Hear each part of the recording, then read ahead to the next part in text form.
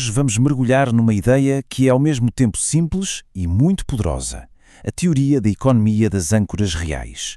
A proposta aqui é, no fundo, repensar como medimos a quantidade de dinheiro numa economia. Em vez de olharmos só para as finanças, a ideia é ligar o dinheiro à força produtiva real de um país. O objetivo? Tentar evitar aqueles desequilíbrios e bolhas que aparecem quando o mundo financeiro se desconecta da realidade. Vamos a isso? E começamos com a pergunta de $1 milhão, não é? Esta questão está no centro de imensos debates económicos. Afinal, existe um limite? Como é que se sabe que uma economia está a criar dinheiro a mais, a arriscar um desequilíbrio sério? É um quebra-cabeças daqueles bem complexos.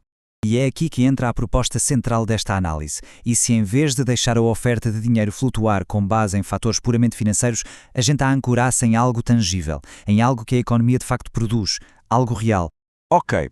Para fazer isso, o primeiro passo é, claro, identificar e medir o que é que constitui esta tal economia real.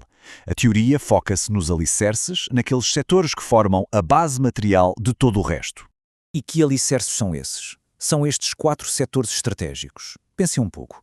Energia para mover tudo. Alimentos para sustentar as pessoas. Indústria para transformar as matérias-primas. E, claro, os próprios recursos naturais. Eles são, de facto, a âncora material de qualquer economia. Então, a ideia é bastante direta. Somamos a produção destes 4 setores e obtemos um valor único. Este valor chamamos base produtiva estratégica, ou, simplesmente, B. Como dá para ver na fórmula, é só somar o valor de cada setor. Simples. Para isto ficar mais concreto, vamos usar um exemplo prático. Imaginemos uma economia em que a produção destes setores é a seguinte: 4 bilhões em energia, 3 em alimentos, 5 na indústria e 2 em recursos naturais. Agora, é só aplicar a fórmula que vimos. Como se mostra aqui, somamos os valores de cada um destes setores para encontrar o valor total da nossa base produtiva. E o resultado? 14 bilhões. Este número representa o tamanho da economia que, no nosso exemplo, está diretamente ligado à produção material, à produção estratégica. Esta é a nossa âncora. Muito bem, já temos o valor da nossa base. O passo seguinte é perceber o que é que este número realmente significa em relação à economia como um todo. Ou seja, qual é o peso desta âncora. Para descobrir isso, usamos o chamado Índice de Ancoragem Real, ou A.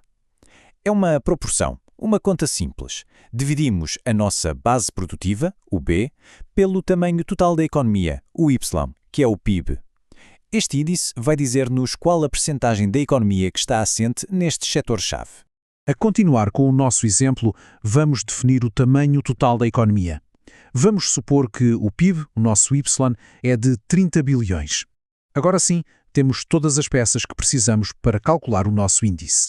A matemática aqui é bem direta. Dividimos os 14 bilhões da nossa base pelos 30 bilhões da economia total. O resultado que obtemos é 0,47. E esta visualização ajuda a perceber o que este número quer dizer. Significa que 47% da nossa economia, de exemplo, está diretamente ancorada em setores produtivos. Os outros 53%, como se vê, representam todo o resto: serviços, finanças e por aí adiante. Agora sim, chegamos à parte mais importante. Como é que este índice de ancoragem nos ajuda a responder àquela nossa pergunta inicial sobre a quantidade de dinheiro? Vamos ver como se pode ajustar uma fórmula macroeconómica clássica para chegar lá.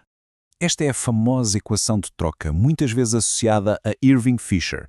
Basicamente, o que ela diz é que a quantidade de dinheiro numa economia, o M, vezes a velocidade com que ele circula, o V, é igual ao nível de preços, o P, vezes a produção total da economia, o Y. E aqui está a grande inovação desta teoria. É brilhante. Em vez de usar o PIB total, o Y, ajusta-se a equação para considerar apenas a porção ancorada da economia. Ou seja, multiplicamos o nosso índice A pelo PIB. Estamos a focar a equação na economia real. Com uma simples reorganização da fórmula, conseguimos isolar o M, que é a oferta monetária. O resultado desta nova equação vai dar-nos um valor teórico. É a quantidade máxima de dinheiro que esta economia, com a sua base produtiva específica, consegue suportar de forma sustentável. A este valor máximo damos o nome de Teto Monetário Sustentável, ou TM.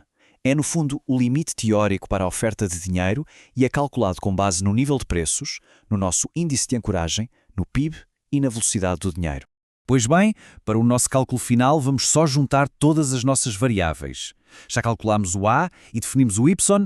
Para simplificar as contas, vamos assumir um nível de preços, o P, igual a 1, e uma velocidade do dinheiro, o V, igual a 2. E agora, o momento da verdade. Vamos usar estes números todos para calcular o tal teto e perceber qual é a regra final que esta teoria propõe. Ok, vamos juntar tudo na fórmula. Inserimos os valores que definimos, o nível de preços, o nosso índice de ancoragem, o PIB e a velocidade do dinheiro. Tudo para calcular o nosso teto monetário sustentável. E aqui está ele.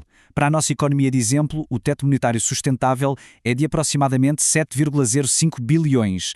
Este é o tal número mágico que a teoria nos dá como referência. Portanto, o ponto central, o X da questão, é este, a regra de ouro da teoria. A oferta monetária real da economia, o M, deve ser menor ou igual ao teto, o T, que calculamos. Se ultrapassar esse valor, a teoria sugere que a quantidade de dinheiro está a ir além da capacidade produtiva real da economia e se cria um risco de desequilíbrios. Para resumir, a lógica é bastante clara. Se um país investe nos seus setores produtivos estratégicos, a sua base B cresce. Isto fortalece a sua âncora real A, o que por sua vez eleva o teto T. Moral da história: uma economia mais forte e mais produtiva pode assim sustentar de forma saudável uma maior quantidade de dinheiro. E terminamos com uma questão para ficarmos a pensar. Num mundo que parece cada vez mais financiarizado, será que olhar para os fundamentos, para aquilo que realmente produzimos, nos oferece um caminho mais estável para a política monetária? É sem dúvida uma ideia poderosa para se ponderar.